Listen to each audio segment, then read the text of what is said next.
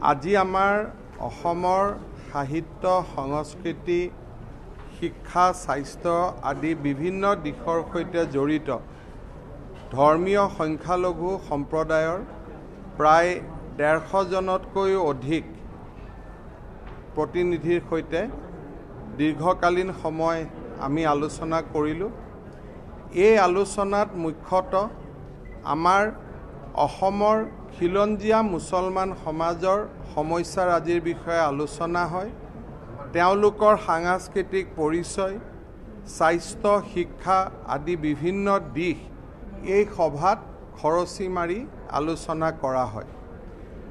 এই আলোচনাত অংশগ্ৰহণ কৰা সকলো বুদ্ধিজীৱী, চিকিৎসক, অধ্যাপক, সমাজকৰ্মী সকলোৱে অসম চৰকাৰে জনসংখ্যাক যি এক বৃহৎ সমস্যা বুলি অংকিত কৰিছে তাত তেখেতসকলেও ভৰ দিছে যে হয় আজি অসমৰ সন্মুখত জনসংখ্যাৰ বিস্ফোৰণ এক বৃহৎ সমস্যা আৰু এই জনসংখ্যাৰ বৃহৎ সমস্যা সমাধানৰ বাবে তেখেতসকলে এলানি পৰামৰ্শ দিছে। তাৰ লগে লগে অসমীয়া মুছলমান সমাজে তেওঁলোকৰ সুকীয়া সাংস্কৃতিক ঐতিহ্য বৰ্তাই ৰখাৰ বাবে বিভিন্ন ধৰণে পৰামৰ্শ আগবঢ়াইছে। মই ভাবোঁ যে এই গোটেই পৰামৰ্শবিলাক 2 ঘণ্টাজোৰা বৈঠকতে সিদ্ধান্তলৈকে ৰূপান্তৰ কৰিবলৈ অসুবিধা। সেইকাৰণে আমি 8টা সাবগ্ৰুপ বনোৱাৰ সিদ্ধান্ত লৈছোঁ।